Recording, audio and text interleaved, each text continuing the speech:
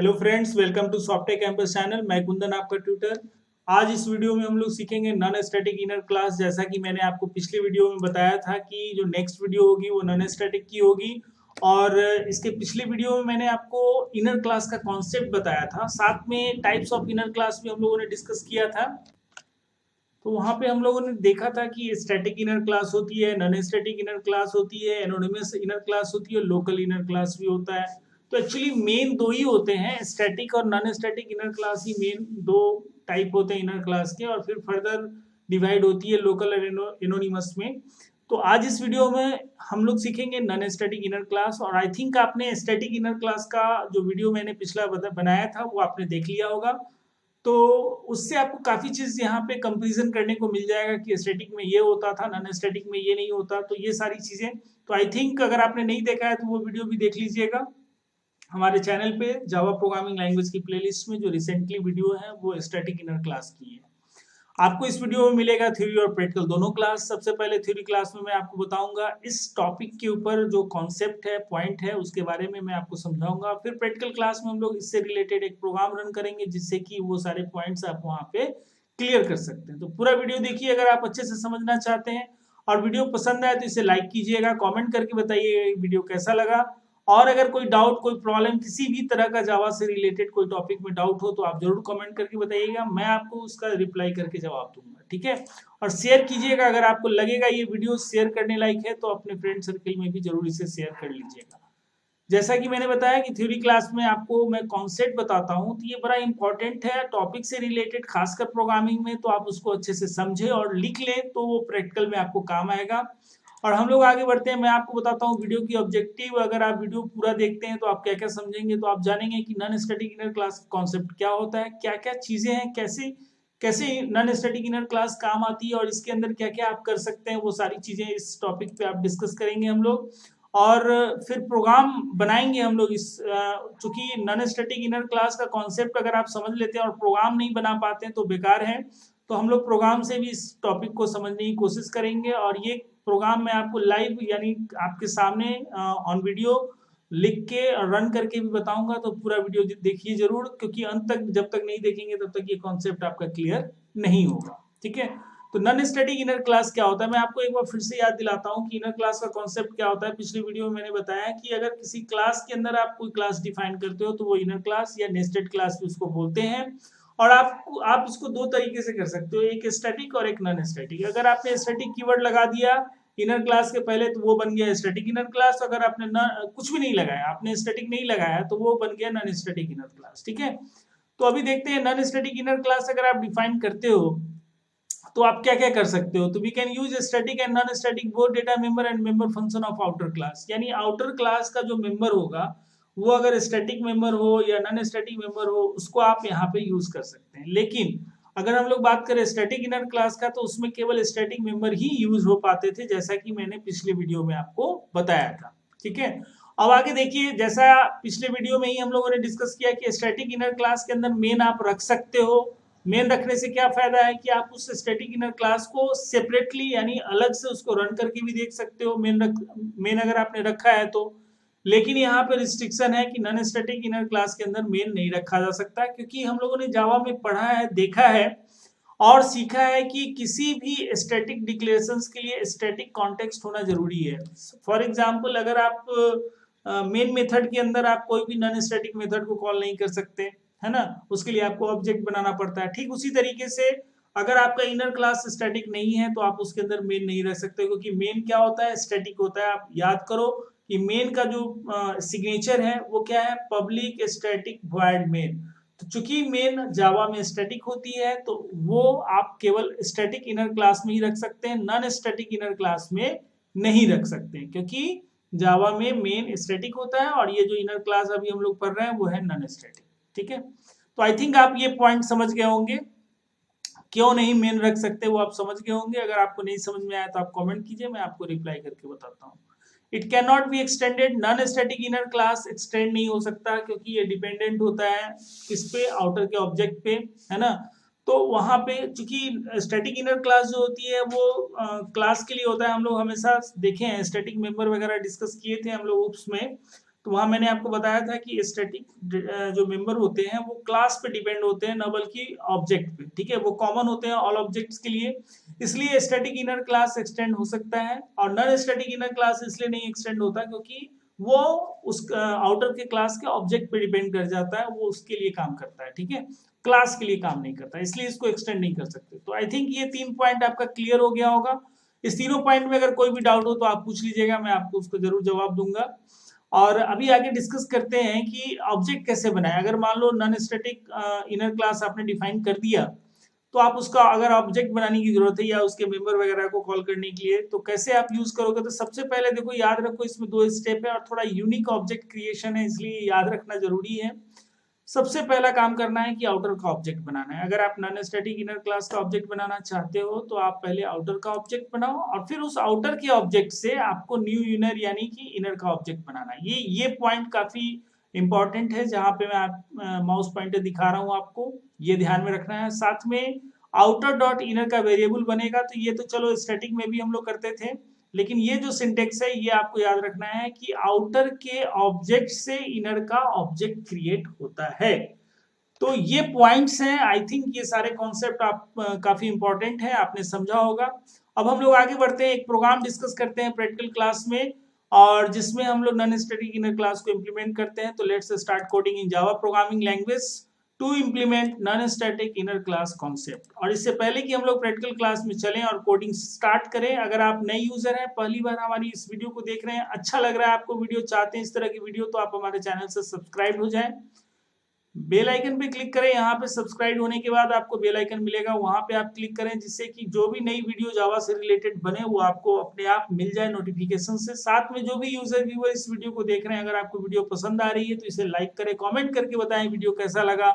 कोई डाउट हो तो विदाउट एनी हेजिटेशन आप पूछ सकते हैं हमारे चैनल पे, इस वीडियो पे, कि कौन सा टॉपिक में कहाँ आपको दिक्कत है, मैं आपको उसका जरूर जवाब दूंगा। साथ में शेयर कीजिएगा, अगर वीडियो आपको लगता है कि किसी दूसरे को भी बताना चाहिए इस वीडियो के बारे में, उसके लिए जरूरी है, तो आप जरूर उसको भी शेयर करके बता दीजिए। ठीक है, हम लोग चलते हैं, कोडिंग स्टार्ट करते हैं जावा लैंग्वेज में और इम्प्लीमेंट करते हैं नॉन स्टैटिक इनर क्लास का कॉन्सेप्ट।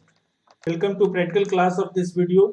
आज इस वीडियो में हम लोग सीख रहे हैं नॉन स्टैटिक इनर क्लास का कॉन्सेप्ट, और मैंने आपको थ्योरी क्लास में इससे रिलेटेड जो पॉइंट्स हैं, जो कॉन्सेप्ट है, वो मैंने बताया है। तो चलिए एक प्रोग्राम बनाते हैं और चेक कर लेते हैं नॉन स्टैटिक इनर क्लास को। तो मैंने पिछले वीडियो में आपको बताया static inner class, I think आपने वो वीडियो देखा है, अगर नहीं देखा है तो आप एक बार जरूर देख लीजिएगा, उससे काफी आपको हेल्प मिलेगा, क्योंकि ये सीरीज ऑफ वीडियो है। अगर आप वो वीडियो देखते हैं तो ये वीडियो आपको और अच्छे से समझ में आएगा। तो चलिए हम लोग शुरू करते हैं। सबसे पहले एक क्लास बना लेते हैं आउटर।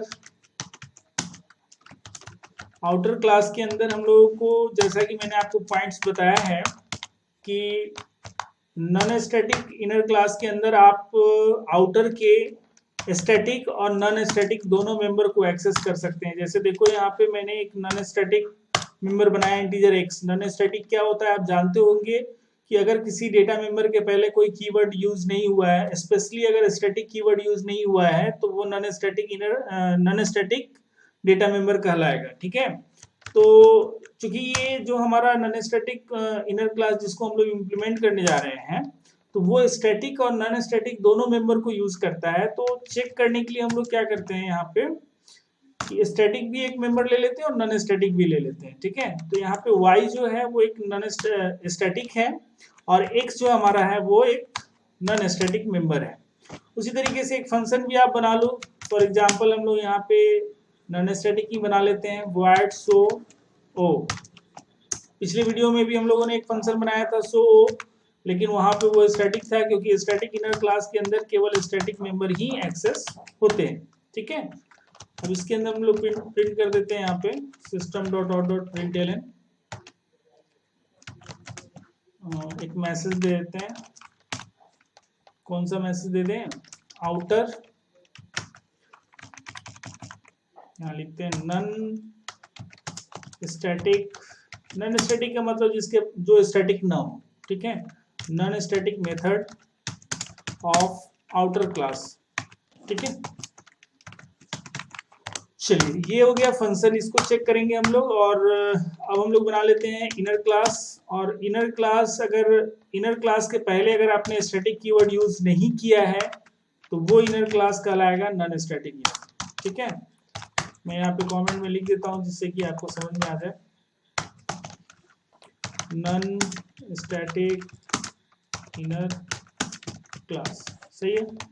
अब इसके अंदर हम लोग क्या करते हैं, एक मेथड डिफाइन करते हैं, व्हाट सो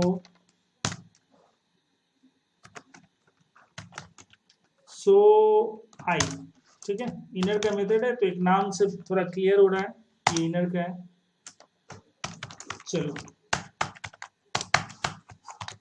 यहाँ पे क्या करते हैं कि x को पहले प्रिंट कर देते हैं। तो x को प्रिंट करने के लिए यहाँ पे system dot out dot println ऐसे करते हैं।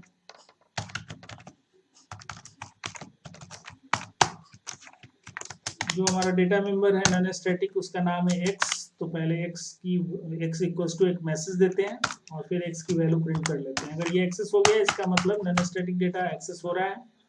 उसी तरीके से हम लोग y के लिए भी करते हैं यहाँ पे, है ना। देखो y मतलब स्टैटिक डेटा मेंबर। ठीक है, यहाँ पे पहले मैसेज में y इक्वल्स टू और y की वैल्यू। और ऐसे ही हम लोग क्या करते हैं, सो ऑफ फंक्शन को भी कॉल कर लेते हैं। सो फंक्शन क्या है, तो आउटर का एक फंक्शन है ना। आउटर का नॉन स्टैटिक फंक्शन है। स्टैटिक नहीं लगाया तो नॉन स्टैटिक है, ये आप समझना। जिसके पहले स्टैटिक नहीं लगाया वो नॉन स्टैटिक है। तो एक थोड़ा सा अजीब टाइप नाम लगेगा आपको नॉन स्टैटिक, लेकिन उससे कोई फर्क नहीं पड़ता। आप ध्यान रखना कि स्टैटिक नहीं है तो नॉन स्टैटिक, स्टैटिक है तो स्टैटिक है ना। तो चलो ये फंक्शन तो हमारा कंप्लीट हो गया। यहाँ पे इसको हम लोग थोड़ा ऊपर कर लेते हैं, सही है। अब इसको टेस्ट करने के लिए एक क्लास बना लेते हैं टेस्ट, और टेस्ट के अंदर डालेंगे मेन। हाँ एक चीज और, ये इनर जो हमारा अगर नॉन स्टैटिक इनर है ना, तो इसके अंदर आप मेन नहीं रख सकते, उसको एक्सटेंड भी नहीं कर सकते। ठीक है, ऐसा मैंने बताया आपको थ्योरी क्लास में। तो मेन नहीं रख सकते, इसको हम लोग चेक करेंगे। अगर मेन रखेंगे तो क्या होगा, चेक करेंगे। पहले उससे पहले हम लोग ये थोड़ा चेक कर लें कि इनर जो है कैसे आउटर के कौन कौन से मेंबर को एक्सेस कर सकता है। तो उसको चेक करने के लिए यहाँ पे क्लास टेस्ट बनाया हमने, पब्लिक स्टैटिक वॉइड मेन।